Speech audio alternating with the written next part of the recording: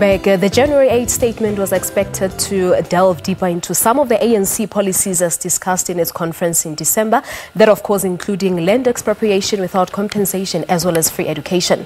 Now at the time, Enoch Godongwana, who is the ANC's head of economic policy, announced the ANC had resolved to start the process towards a constitutional amendment of Section 25, the Constitution's property clause, to allow for land expropriation and redistribution without compensation.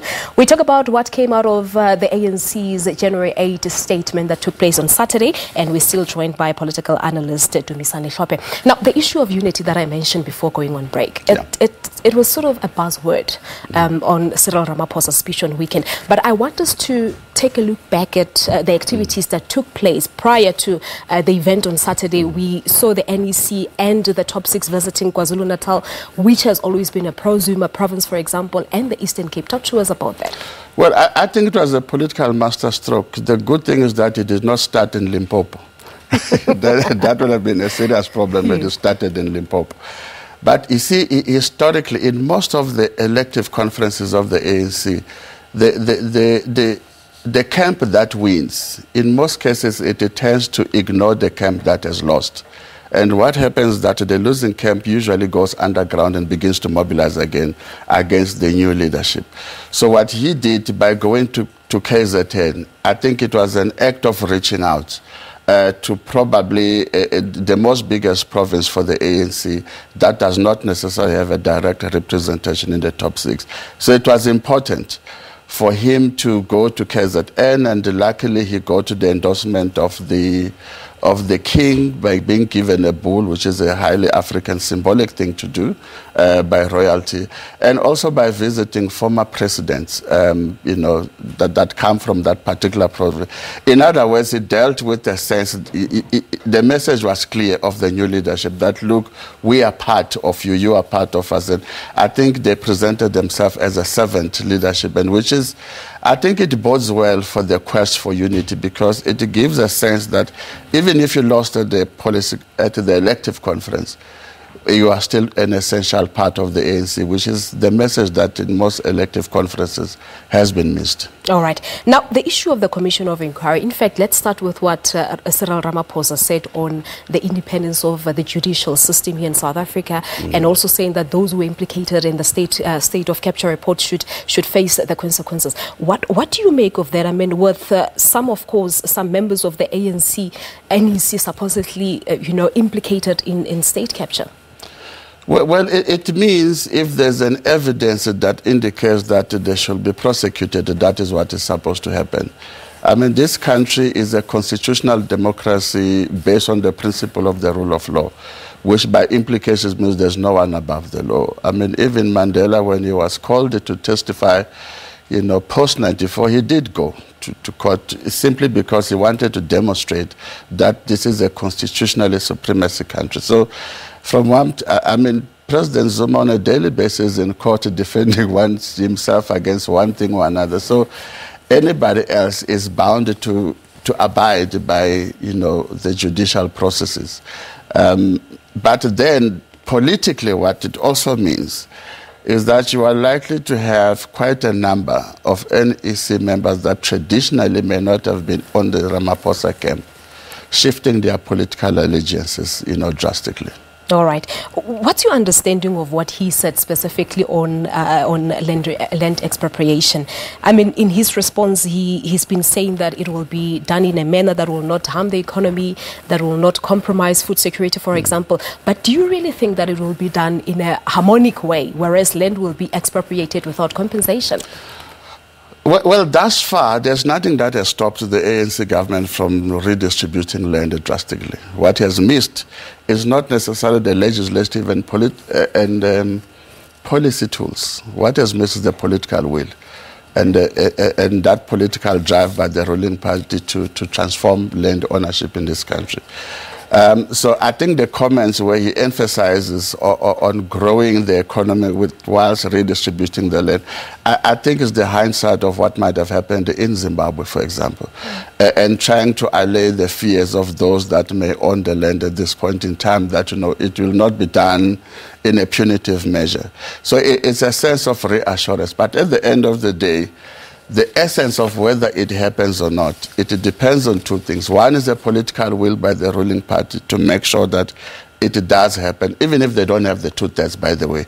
The ANC government can still do it, but they don't have that political will and drive. And secondly, it is the ability of the bureaucracy to do its work in terms of delivering upon the policies of the ANC. So no matter how much it talks about a radical transformation, land expropriation, if the state machinery is unable, does not have the capacity to do those things, such comments will remain a rhetoric. All right. On the ANC's policy on education, on one hand, in December, President Jacob Zuma, of course, announcing a free higher education for the poor and deserving students, while Ramaphosa on Saturday said the ANC has to come up with a systematic approach and free education will have to be phased in stages.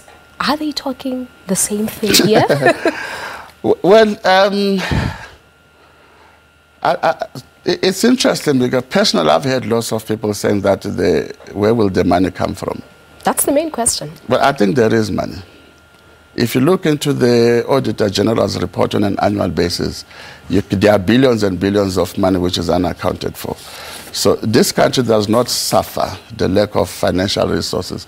It is the usage of the resources that we have that is an issue. I don't think there's no money. Let's go through the Auditor General's report and about missing funds on an annual basis throughout the levels of government. But the uncertainty that still prevails now at tertiary institutions, they still don't know how it's going to be implemented.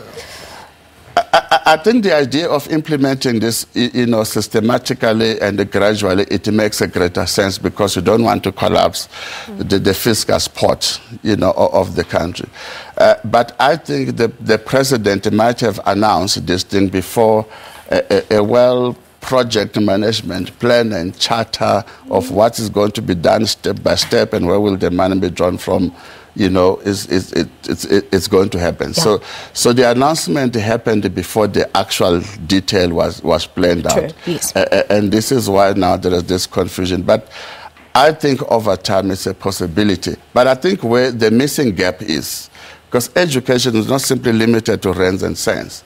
Free education, from where I'm sitting, it has to be contextualized in the development needs of this country. So if it's just rands and cents and it is not contextualized in the plan that says this country in 2030, it needs to have achieved the following and therefore it requires these capacities and abilities, it is going to be a problem. You'll put money, but without the contextualization of the education system and curriculum into the development agenda of the country is going to be a problem. All right. Let's look at the terms of reference of the Commission of Inquiry into state capture. President Jacob Zuma saying that it should include everything. But this past weekend, Ramaphosa basically saying that the ANC has agreed that this particular one should stick to the public protector's report, even if there could be the other one, coming up. What do you make of that? It looks like there's two different statements here. Well, we know that for a long time, President Zuma has dismissed the notion of a state capture. This is why I'm convinced when he announced the state capture judicial commission of inquiry, it was not a voluntary act on his part. I think the new leadership might have conversations with him and pressed upon him that, look, this thing must happen. So I don't think it signifies the change in his conceptual attitude to the state capture matter and therefore the judicial commission of inquiry. My take is that this commission is based on the report by Advocate Tuli Madonsela, and therefore it has to be confined within that. Now, if there are any structures in society that want to investigate other parts of the state capture, which is not limited to the Gupta issue, then they must equally draft their own submission to the public protector and have that issue being processed appropriately. All right, just a quick one on this one. Cleaning up corruption, restoration of governance, a radical economic transformation, dealing with unemployment, all these have been said before. Does Cyril Ramaphosa have what it takes to make sure that they are implemented? Well, if they can galvanize the machinery of the state, which is the bureaucracy, to do what it's supposed to be doing, then it can happen. What has transpired so far is that there's a gap between what bureaucrats do and what politicians say. Bureaucrats operate on routine and the simply compliance. And the politicians want change and immediate change, but what politicians say usually don't manifest themselves in the work of bureaucrats. All right. We have to leave it at that, Dumisani. Thank you so much indeed for coming through, and all the best. Thank you. Thank you very much. Dumisani Hlophe is a political analyst from UNISA School of Governance, reflecting on the ANC January 8 statement that took place on Saturday. All right. It's a little after 7 o'clock.